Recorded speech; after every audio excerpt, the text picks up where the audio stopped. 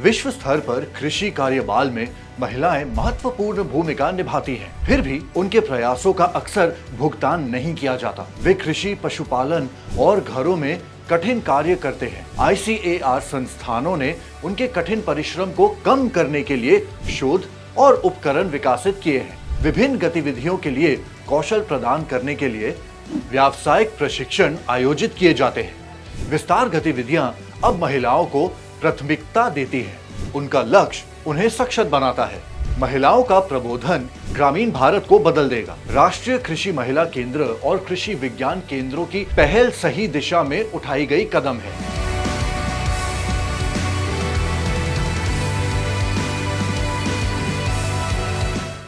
उन्नत उपकरणों का उपयोग, इसके बारे में बात करते हैं। उन्नत उपकरणों के उपयोग के माध्यम से कृषि कार्यों में महिलाओं के कठिन परिश्रम को कम करने की परियोजना के तहत कई विकास किए गए, जैसे कि सिटिंग टाइप ग्राउंडनट डिकोटिकेटर।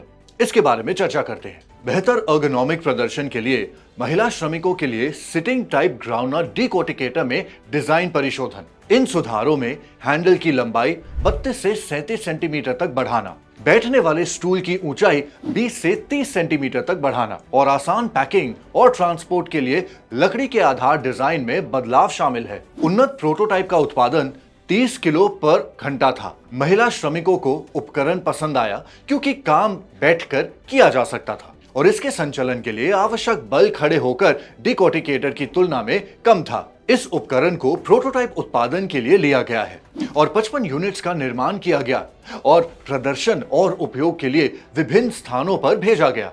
नवीन डिबलर और रोटरी डिबलर की बात करते हैं।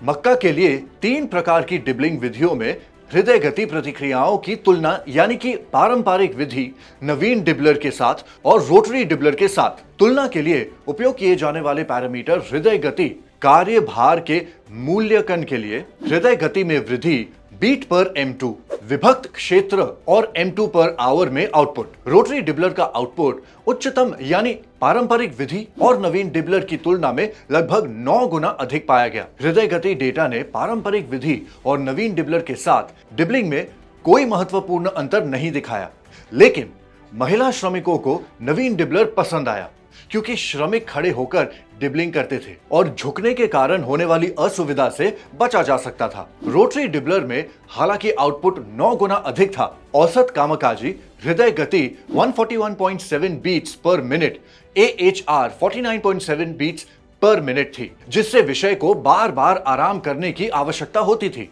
रागी की भूसी निकालना और मोती निकालने के लिए उपकरण। काटी गई रागी यानी कि फिंगर मिलेट्स में रेशेदार सामग्री मुख्य रूप से भूसी और चोकर का पतला आवरण होता है, जिसे इसके उपयोग से पहले हटाने की आवश्यकता होती है। वर्तमान में ये कूटने की पारंपरिक प्रथा का उपयोग करके किया जाता है, जो ठाकू और समय लेने वाला है। चूंकि रागी का उपयोग आदिवासी क्षेत्रों में मुख्य भोजन के रूप में किया जाता है, इसीलिए इसे मोती बनाने के लिए एक उपयुक्त मैनुअल मशीन की आवश्यकता होती है। अनाज की नमी की मात्रा, एमरी रोलर गति और निवास समय के संबंध में रागी मोती की प्रारंभिक जांच करने के लिए एक अनाज परीक्षण मिल का चयन किया गया था।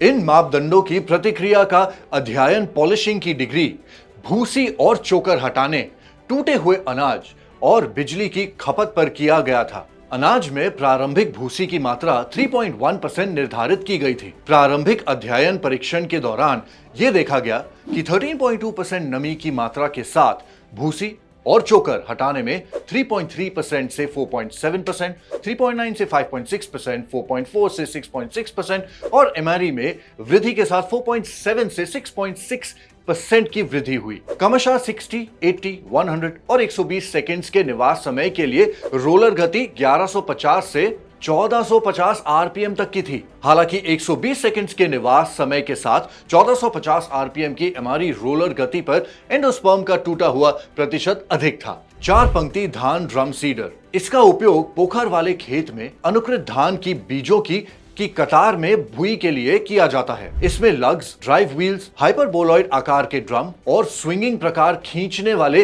बीम के साथ ड्राइव व्हील शामिल है। हाइपरबोलॉइड आकार का ड्रम मीटरिंग होल्स की और बीज के मुक्त प्रवाह को सक्षम बनाता है। ड्रम को बीज से भरने के लिए 2 छिद्रों के बीच एक बफल प्रदान किया जाता है।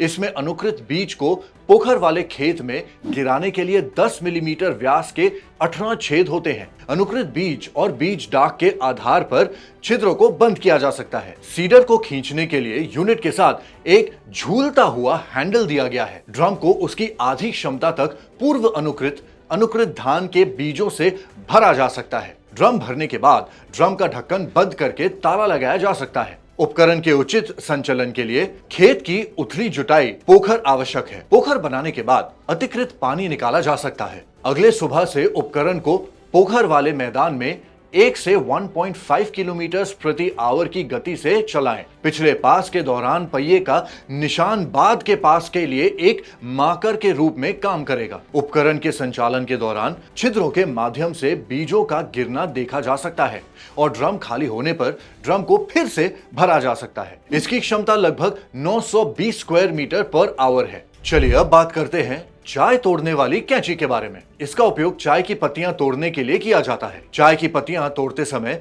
रसायनों के कारण उंगलियों और हाथों की त्वचा पर चोट लग जाती है।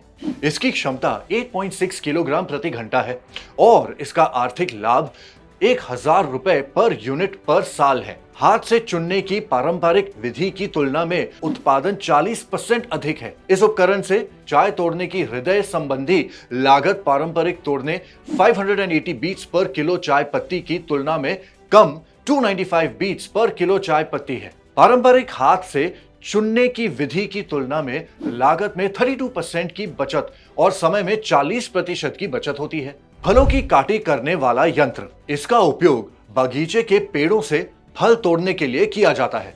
मैन्युअल रूप से संचालित फल हार्वेस्टर में बेलनाकार आकार वाले पीवीसी की मुख्य बॉडी होती है। शरीर के ऊपरी सिरे को वी आकार में और तेज ब्लेड से काटी गई 2 उंगलियों से बंद और स्थिर किया गया है। तोड़े जाने वाले फलों के प्रवेश के लिए शरीर पर एक छिद्र प्रदान किया जाता है।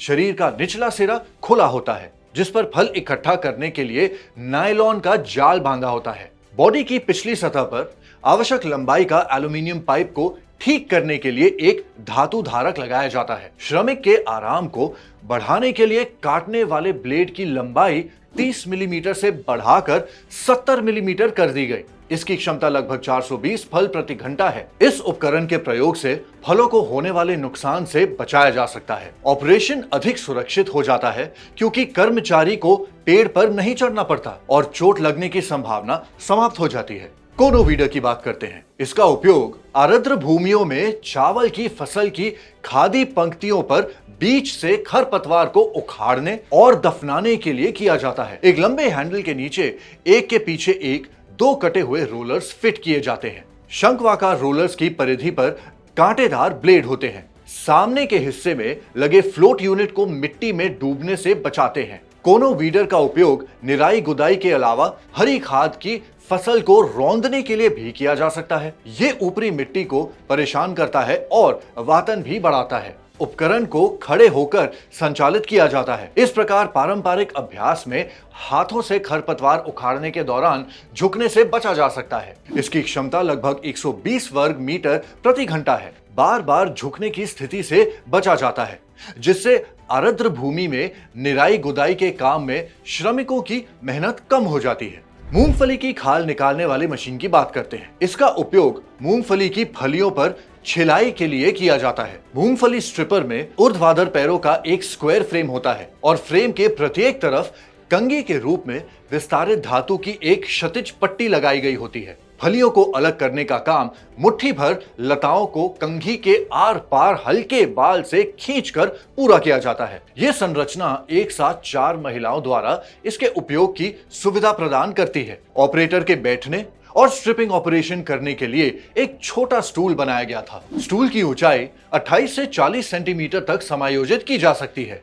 यह डिजाइन जमीनी स्तर पर बैठने की मुद्रा में कपड़े उतारते समय घुटने के दर्द और सुन्नता को समाप्त करता है। फ्रेम को टेलीस्कोपिक समर्थन पैरों के साथ प्रदान किया गया था, जो विषयों को आसान संबंधी असुविधा से बचने के लिए उनकी सुविधा के अनुरूप जमीनी स्तर से फ्रेम की ऊंचाई को समायोजित करने में सक्षम बनाता है और साथ ही कपड़े उतारते समय कोहनी के पेट से टकराना भी समाप्त हो जाता है। इसकी क्षमता लगभग 11 किलो प्रति घंटा पर महिला है।